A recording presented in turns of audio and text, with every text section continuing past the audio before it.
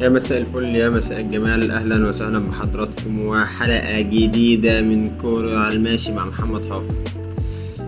الحقيقة الفترة اللي فاتت كنا بنعيش فترة من التقلبات الكروية في مصر، من اول تغيير كابتن حسام البدري لكيروش لإيهاب جلال لفيتوريا لحد ما وصلنا للكابتن حسام حسن، وده اللي احنا كنا عاوزينه. ما كناش عاوزين التقلبات الكروية، ولكن كنا عاوزين الكابتن حسام حسن. ليه؟ لانه احنا شايفين الكابتن حسام حسن هو خليفة المعلم حسن شحاتة في الملاعب المصرية كمدرب. جه مسك كابتن حسام حسن، وشفنا كم من الانتقادات وكم من ان الواحد بيمسك لك على الواحدة، وكم من الكلام انه انت ليه بتختار ده، ليه ما بتختارش ده.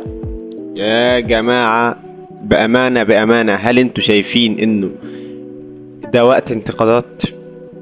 هل انتوا شايفين انه ده وقت ينفع ان احنا ننتقد فيه مدرب وطني في تصفيات مؤهلة لكأس العالم؟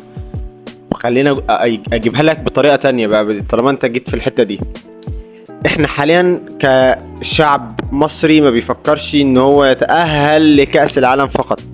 كأس العالم ما هو إلا دقائق معدودة وانت هتكون فيه كمنتخب مصري، ولكن احنا بنفكر في ايه حاليا؟ احنا بنفكر انه احنا ازاي نعمل جيل يقدر يعمل حاجة في كأس العالم، يقدر يحقق انجاز محدش حققه في كأس العالم.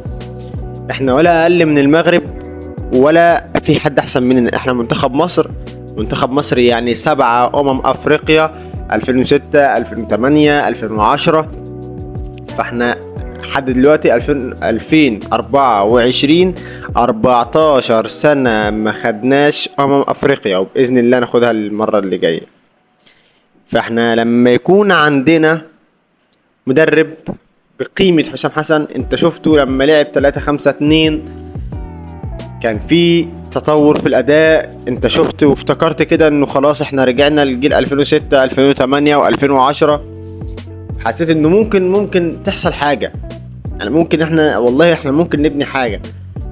فقوم الانتقادات، وليه ما تلعبش مصطفى شوبير، وليه ما تلعبش مش عارف عواد، وليه ما تلعبش مش عارف مين، وليه ما تلعبش محمد حمدي، وليه ما تلعبش عمر كمال. يا جماعة والله ما هي كده.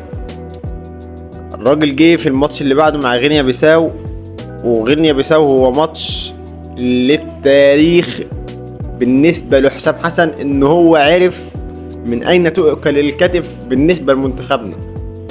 هو عرف انه انا لو لعبت 4-3-3 4-2-3-1 والله ما هي عاملة حاجة. ليه؟ لانه احنا يعني باختصار احنا عرفنا انه والله منتخب مصر هو 3-5-2 هي افضل تشكيلة بيلعب بيها.